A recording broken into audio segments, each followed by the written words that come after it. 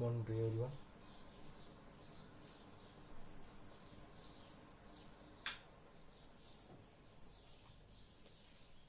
After completing the lesson structure and organization of the cell,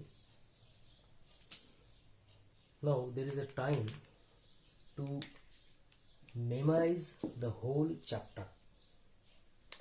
biological जे lessons आपण study करणार आहे त्या लेसनला एका पेजमध्ये किंवा ॲटलिस्ट 1 ते 1.5 पेजमध्ये जर तुम्हाला रिकवर करायचं असेल किंवा तुम्हाला मेमोराईज करायचं असेल, त्याला स्टडी करायचं असेल, तर त्याच्याकरता एक मेथड असते पहा, and that method is called as flow chart method. ठीक आहे. आणि या मेथडच्या सहाय्यानं तुम्ही पूर्ण चॅप्टरला सुद्धा मेमोराईज करू शकता आणि इव्हन जे टॉपिक राहतात, काही मेजर टॉपिक असतात है ना, याच्यावर तुम्हाला 4 मार्क्सचे क्वेश्चन येऊ शकतात. तर अशा प्रत्येक टॉपिकचा सुद्धा जसं मी तुम्हाला प्रिव्हियसली सुद्धा सांगितलं आहे, तर we can make concept map of every topic depending upon the length of that topic.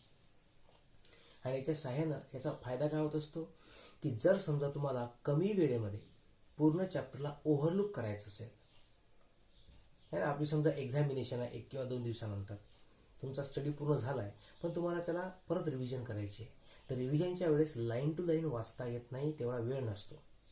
मग त्याच्याकरता काय करायचं आहे, पूर्ण लेसन आपण डिटेलमध्ये घेत जाऊ आणि जेव्हा तो लेसन पूर्ण कंप्लीट होईल तेव्हा त्याचा एक काय बनवायचा, flow chart, and that flow chart content each and every part included within that lesson. Okay. तर आपण आज सेल हा जो लेसन आहे त्याच्यावरचा एक कन्सेप्ट मॅप बनवण्याचा प्रयत्न करू. तर पहा,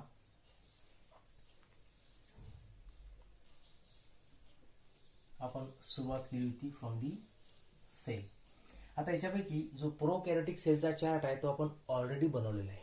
आता फक्त आपण यूकॅरियोटिक सेलच्या वरच मॅप तयार करू. Cell and among these the eukaryotic cell.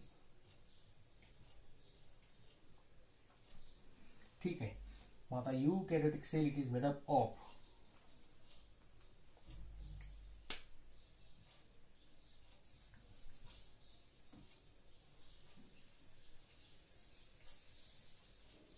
different parts like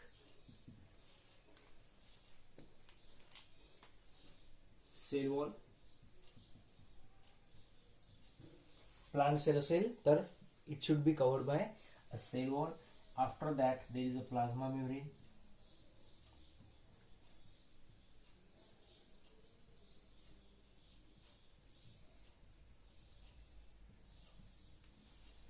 Then we have seen the cytoplasm. And last topic was cell organelle. एवढे कन्सेप्ट आपण स्टडी केले. आता जर समजा फक्त सेल वॉलची तुम्हाला इन्फॉर्मेशन लिहायची असेल तर तुम्ही याच्यामध्ये किती पॉइंट्स इन्क्लूड करू शकता, डिपेंड आहे तुम्ही फ्लो चार्ट कसा बनवून राहिले.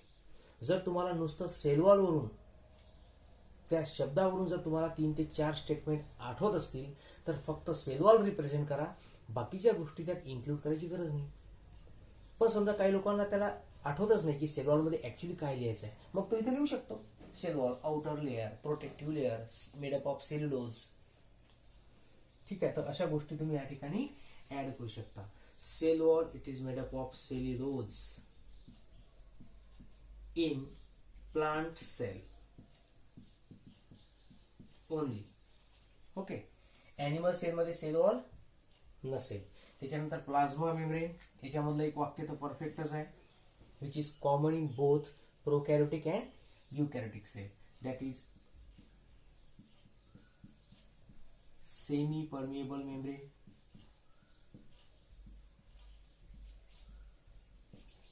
याचा आपण डिटेलमध्ये स्ट्रक्चर सुद्धा पाहिलं होतं. सेमी परमिएबल आहे but it is made up of,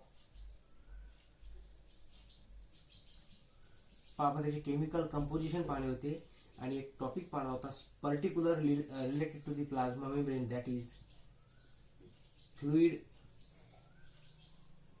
mosaic model. म्हणजे हे कशाशी आहे related? It is related with the structure of membrane given by Singer and Nicolson. अशा दोन व्यक्तींच्या कॉम्बिनेशन मधून एक नवीन एक स्ट्रक्चर त्यांनी एक्सप्लेन केलं होतं की how plasma membrane is made up of. त्याच्यामध्ये दोन केमिकल असतात, एक आहे लिपिड आणि दुसरा असतो प्रोटीन. मग आता अरेंजमेंट कशी आहे? लिपिड कुठे प्रेझेंट राहतात, प्रोटीन कुठे राहतात. So it was explain by using the fluid mosaic model. याच्यामध्ये काय प्रेझेंट राहतात? दोन केमिकल. कोणकोणते? तर फॉस्फोलिपिड बायलेयर है ना, हे असतं लिक्विड स्टेट मध्ये. And in which proteins are embedded. फॉस्फोलिपिडची दोन लेअर आणि त्याच्या आतमध्ये काय असेल? Protein. They are present at mosaic. म्हणून त्याला आपण फ्लुइड मोझेक मॉडेल म्हटलं होतं. So this is about cell wall and the plasma membrane. त्याच्यानंतर सेल वॉलचा विचार जर केला, cytoplasm, it is the ground substance. काय प्रेझेंट राहतात? तर it is made up of chemicals, inorganic and organic.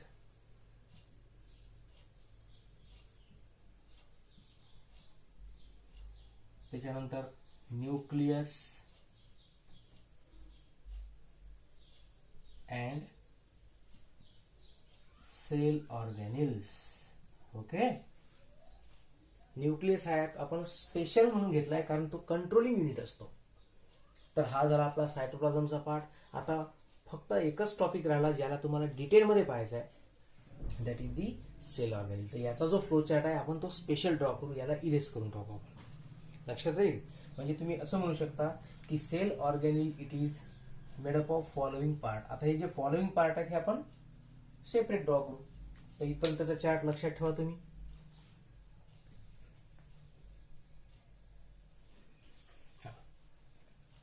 पहा, हे तुम्हाला कंटिन्यू मध्ये बनवायचं आहे बरं, एका पेज मध्ये.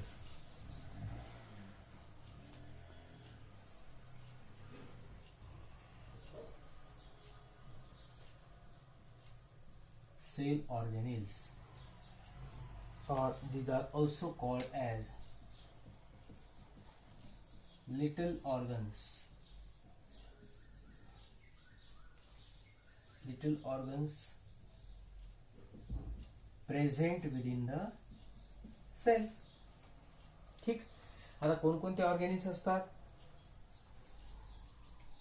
तर we have classified them into following parts.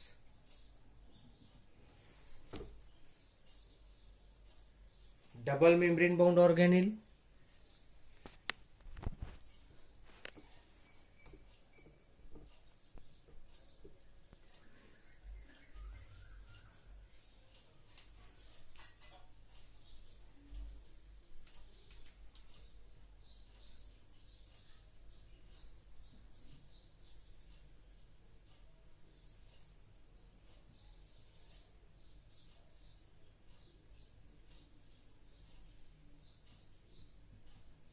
त्याच्यानंतर सिंगल मेम्ब्रेन बाउंड ऑर्गॅनिल आणि लास्ट असतं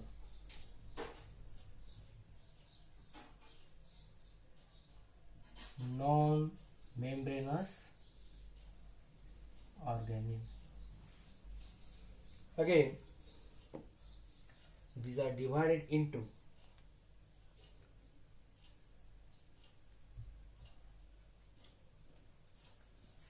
डबल मेम्ब्रेन बाउंड ऑर्गॅनिल मध्ये परत आपण दोन पार्ट मध्ये डिवाइड करू. That is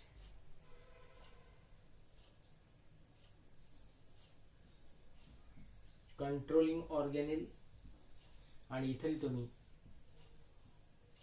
semi autonomous organelle.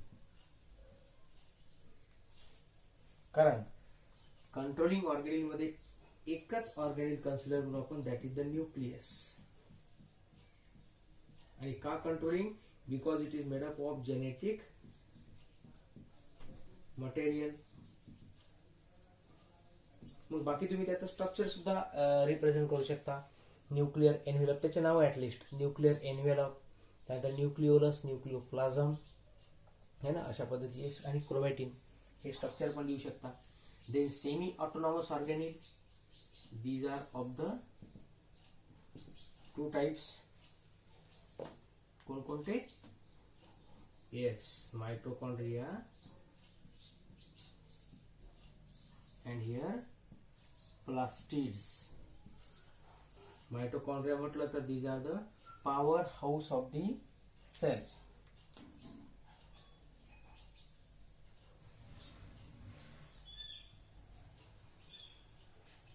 Because they help in the production of ATP by the process of cellular respiration.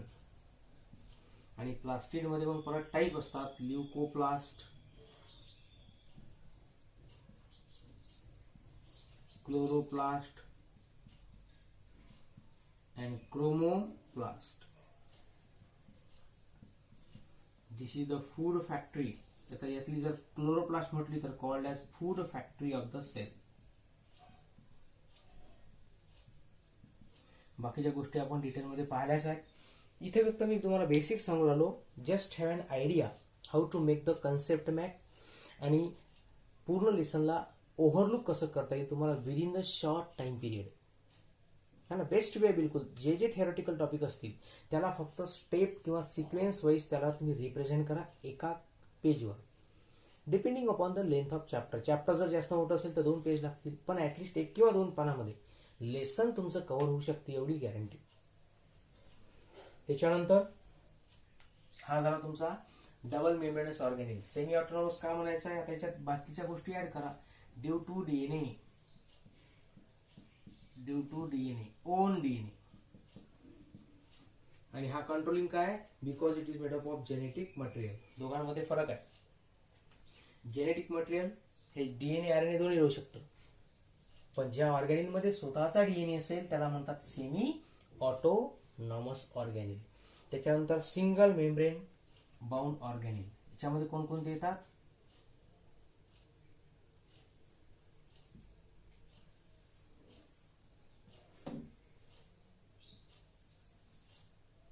आता हा जो पार्ट आहे हा आपल्याला तिकडे घ्यावा लागेल, कारण याच्याकरता जागाच नाही. नॉन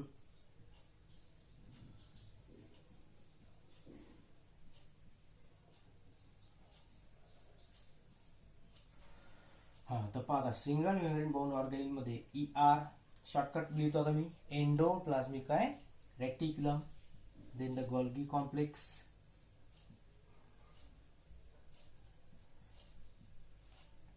after that vacuole,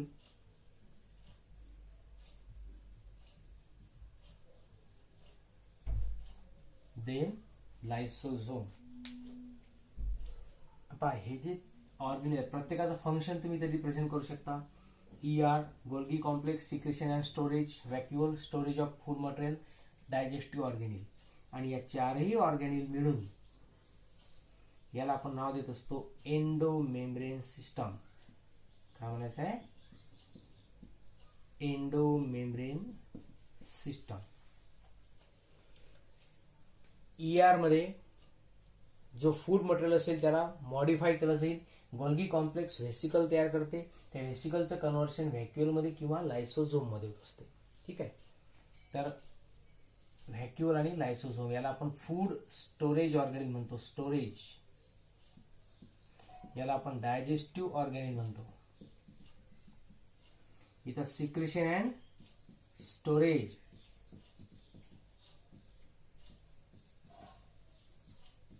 आणि या ठिकाणी मॉडिफिकेशन. त्याच्यानंतर आहे नॉन मेम्ब्रेनस ऑर्गेनिल. नाव these are of the two types that is the ribosomes and centrioles किंवा सेंट्रोझोम. रायबोझोम म्हटला तर याला म्हणतो आपण protein factories of the cell. ठीक आहे. आणि सेंट्रोझोम याच्यामध्ये प्रेझेंट राहतात सेंट्रिओल. आणि याचं काम काय असतं तर production of spindle fibres, help in the cell division. हे स्पिंडल फायबर काय तर fibres it is the type of protein जे थ्रेड सारखे राहतात. आणि जेव्हा एखादी पर्टिक्युलर सेल डिवाइड होईल तर आपल्याला माहित असतं की सेल डिवाइड झाली का डॉटर सेल तयार होतात and that daughter cell will be similar to that of the parent. तर हे सगळ्या गोष्टी सेपरेट होत असताना, सेल डिवाइड होत असताना काय होत असतं ऍक्च्युली ते सेलचं रिप्रोडक्शन असते. आणि अशा वेळेस त्या सेलला स्वतःच्या सगळ्या केमिकल कंपोजिशनला, मग त्यात डीएनए असो, आरएनए असो, क्रोमोझोम असो, काही इनऑर्गॅनिक ऑर्गॅनिक केमिकल असो, हे सगळे डॉटर सेलमध्ये पास करायचे आहेत, डिवाइड व्हायचे आहे. त्याच्याकरता त्याला इक्वली डिस्ट्रीब्यूट करण्याकरता पॅरेंट सेलचं मटेरियल, हे समजा सेल डिवाइड झाली, 2 डॉटर सेल काय झाल्या तयार झाल्या. मग या सेलमध्ये जे क्रोमोझोम्स आहेत या डॉटरमध्ये सुद्धा काय झाले पाहिजे इक्वली ट्रान्सफर झाले पाहिजे. त्याच्याकरता स्पिंडल नावाच्या प्रोटीनची आवश्यकता असते. आणि ते स्पिंडल फायबर किंवा प्रोटीन बनवण्याचं काम कोण करते सेंट्रिओल. आणि सेंट्रिओल हा कशाचा पार्ट आहे तर सेंट्रोझोम नावाचा ऑर्गॅनिल. आणि हा ऑर्गॅनिल कसा आहे नॉन मेम्ब्रेनस ऑर्गॅनिल आणि हा ॲनिमलमध्ये असतो. So this is about the flow chart of the cell organelle. इथं आपण जो फ्लो चार्ट बनवला हा एकदम बेसिक आणि शॉर्ट आहे. तुम्हाला वाटलं त्या पद्धतीने तुम्ही याला डिस्क्राईब करू शकता. आता समजा या ठिकाणी गोल्गी कॉम्प्लेक्स आहे, याच्याबद्दल तुम्ही इथं 4 स्टेटमेंट ऍड करू शकता. Secretion and storage made up of cisternae vacuole, cisternae vesicle, tubules याच्यामध्ये लिहू शकता. फंक्शन तसंच व्हॅक्युलचं टोनोप्लास्ट नावाची लेअर असते, आतमध्ये काय तर फूड मटेरियल स्टोर आहे. लायसोझोम त्याचे 4 type, primary, secondary, residual, autosomes, autophagosome. तर अशा पद्धतीच्या गोष्टी आपण या फ्लोचार्टमध्ये इन्क्ल्यूड करू शकता. ओके. तर आजच्या पुरतं आपण एवढंच करू. तुम्ही आता एक काम करा, या सगळ्या फ्लोचार्टच्या नंतर एक तुम्हाला वर्क देतो.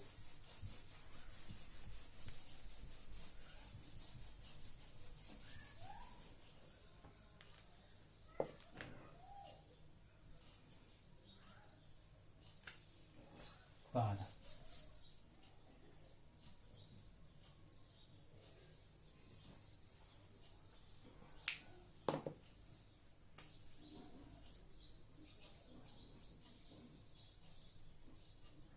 enlist the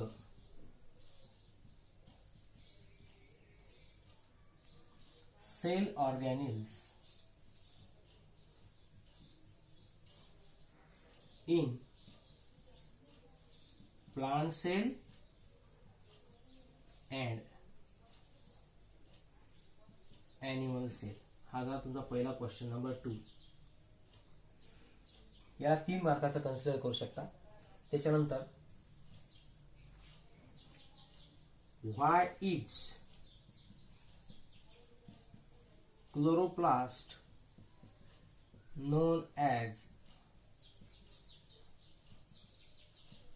food factory of the cell? 1 mark. Third one, mitochondria is the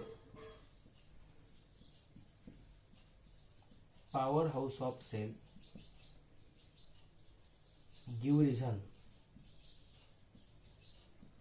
2 marks. Fourth one,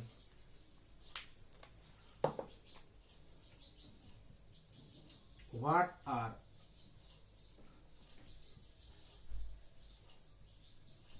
semi-autonomous cell organelles? Give examples.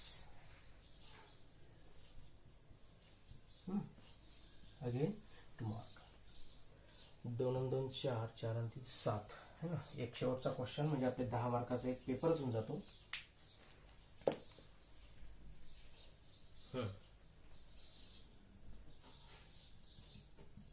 Differentiate between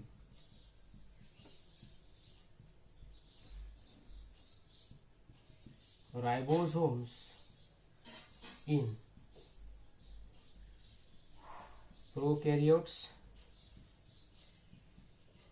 and eukaryotes. This is the 3 marks.